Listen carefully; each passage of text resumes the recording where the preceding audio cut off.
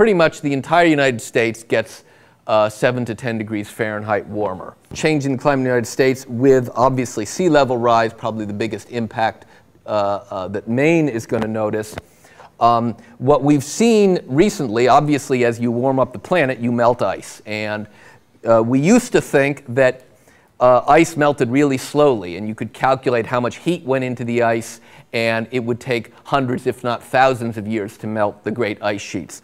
But it turns out that melting of the ice is a nonlinear dynamic process, and what happens, and this is Greenland, is that in the summertime you melt pools of ice. These moulins go straight to the bed of the ice sheet and grease it, and it slides. And in fact, many of the ice shelves and glaciers in Greenland and Antarctica have been flowing at 2, 3, 4 times the rate that they used to.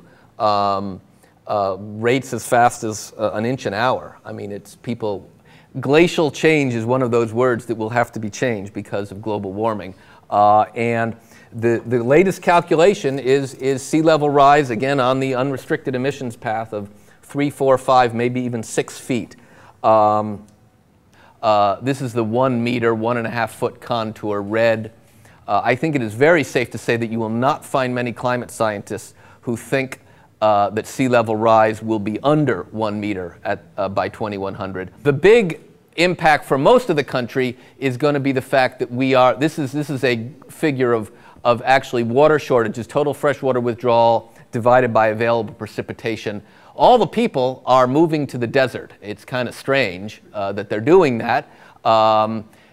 They've, I think, been misled into thinking where they're going. But under the basic climate science prediction, from Kansas and Oklahoma and this half of Texas all the way over Southern California will, in the second half of the century, become a permanent dust bowl.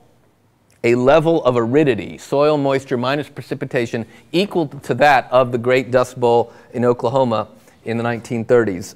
But rather than lasting 10 years, it'll last 1,000 years. The interesting thing about the slide is you'll see Maine. Maine's got a lot of water. This is kind of a good news, bad news. It does mean that all these people who've been moving down here will eventually move back here. They're definitely not going to be staying here. They're not going to be staying here, which will be underwater and 180 days of 90-plus temperature.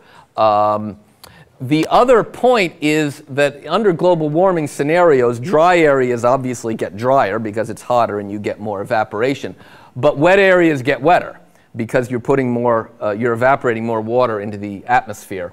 So Maine, which is already a pretty wet state, is going to get a lot wetter. And the bad news is it doesn't come evenly. In fact, it comes in intense rain events. And we've had about a 20% increase in events in which 2 inches fall in one day. We've had about a 30% increase in which 4 inches fall in one day. And we've had about a 40% increase of events in which more than that rain fall in one day. So you get these deluges, and as my wife, who works for the wastewater utilities, says, we have about 15 cities in Maine that have combined sewer and waste and stormwater. So we're just going to see a lot more of those messy overflows. And of course, you get, as you warm up, you're going to get less precipitation and snow and more in rain. And you're going to have earlier spring melt.